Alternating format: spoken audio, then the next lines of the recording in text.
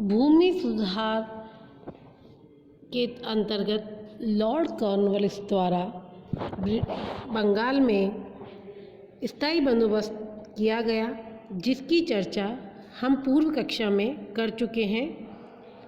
इस कक्षा में हम स्थायी बंदोबस्त के गुणों की चर्चा करेंगे।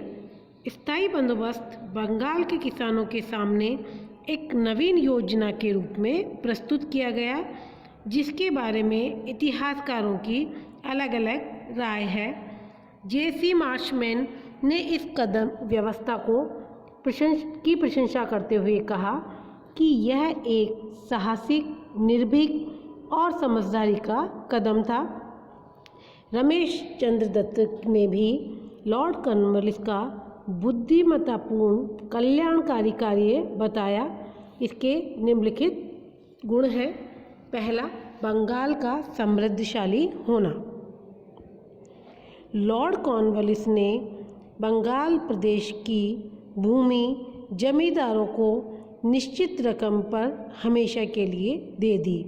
उनसे जमीन निर्धारित समय पर निर्धारित धन के मिलने पर छीनी जाकर दूसरों को नीलाम की जा सकती थी। अतः जमींदार अब धन देकर भूमि के स्वामी बन गए। समाज में उनकी प्रतिष्ठा बढ़ी, विश्वास बढ़ा। कृषि से उन्हें अति लाभ होगा, बशर्ते वे जमीन की उर्वरता बढ़ाएंगे। भूमि को उपजाऊ बनाने का भरसक प्रयास किया गया।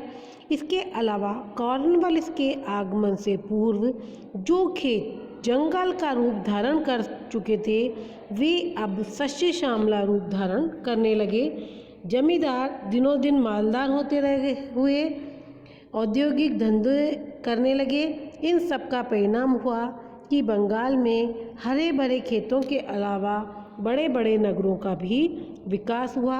अल्फ्रेड लॉयल ने लिखा कि इसमें कोई संदेह नहीं कि इसने बंगाल को साम्राज्य का सबसे अधिक धनवान प्रांत बना दिया।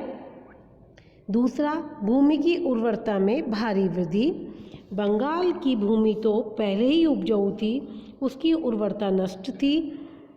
कंपनी की उदासीनता व नवाबों के कुप्रशासन से जब नवाबों ने किसानों का शोषण करना आरंभ किया और भूमि की उर्वरता की ओर ध्यान नहीं दिया, तो बंगाल एक जंगलों का प्रदेश बन गया।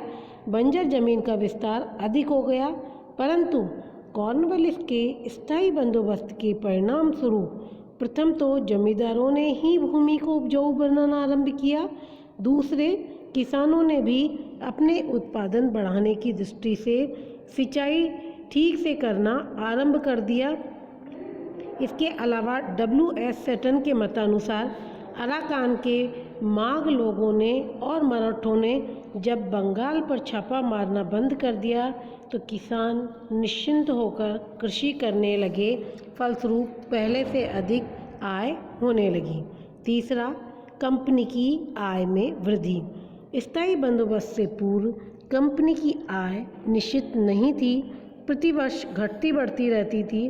प्रशासन में दिन पर दिन खर्च बढ़ता जा रहा था। कॉर्नवालिस द्वारा ऊंची से ऊंची दरों पर जमीन जमींदारों को देकर कंपनी की आय अच्छी कर ली। इसके अलावा कंपनी लगान वसूली के उत्तरदायित्व से भी मुक्ति मिली, जिससे उन्हें कर्मचारियों के खर्च और जटिल प्रक्रिया से नहीं गुजरना पड़ता। इस तरह से कंपनी ने अपना खर्च बचाते हुए आय में वृद्धि की। चौथा, कंपनी के शासन में सुधार। मुगल शासन में जमींदारों को भूमि कर भी वसूल करना पड़ता था और प्रदेश में शांति और व्यवस्था बनाए रखना पड़ता था। परंतु स्थायी बंदोबस्त ने जमींदारों के पास केवल भूमि कर लगान का कार्य ही छोड़ा और कंपनी सरकार को भूमि कर प्राप्त होने लगा। इससे पूर्व कंपनी के अधिकारी सीधे किसानों से लगान वसूल करते थे और वे पूरा लगान वसूल भी नहीं कर पाते थे। दूसरे, स्वयं भ्रष्ट होने के कारण कंपनी को आर्थिक नुकसान पहुंचा रहे थे और किसानों का भी शोषण कर रहे थे। परंतु इस व्यवस्था से किसानों को राहत मिली और कंपनी के कर्मचारियों का पथभ्रष्ट होना कम हुआ। कंपनी को प्रशासन की ओर ध्यान देने का अवसर मिला। 5वां, स्वामी भक्त जमींदार वर्ग का आविर्भाव। कॉर्नवालिस ने स्थायी बंदोबस्त से बंगाल में जमींदारों का एक ऐसा वर्ग उत्पन्न कर लिया जो सदा अंग्रेजों का स्वामी भक्त बना रहा और बंदोबस्त के सफल क्रियान्वयन से जमींदारों की आर्थिक अवस्था दिनों दिन उच्च होती चली गई और उनका जीवन ठीक वैसा ही वैभवपूर्ण हो गया जैसा देशी नवाबों व राजाओं के समय था।